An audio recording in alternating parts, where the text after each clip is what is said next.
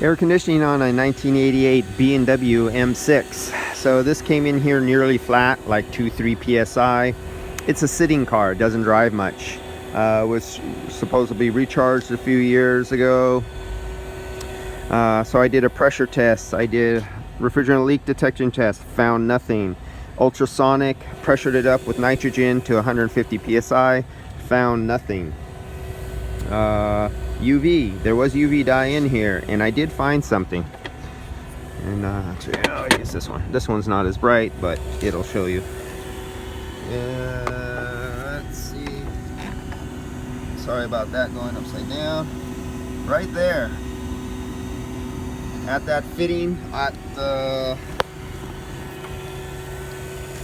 the compressor down there. So this is where, with refrigerant in it, leak detector finds nothing.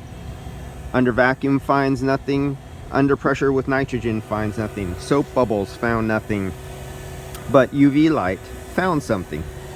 And that's it. So since this is a sitter, I'm going to ask them if they want to do that right now. Slow leak.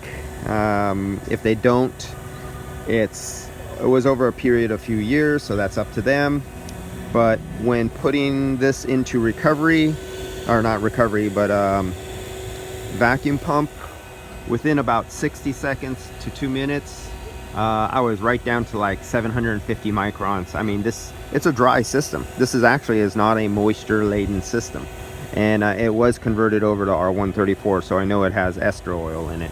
But right away, with the micron meter, to be able to get down that fast and it not keep bouncing back up tells me that this system is fairly dry, which is a good thing.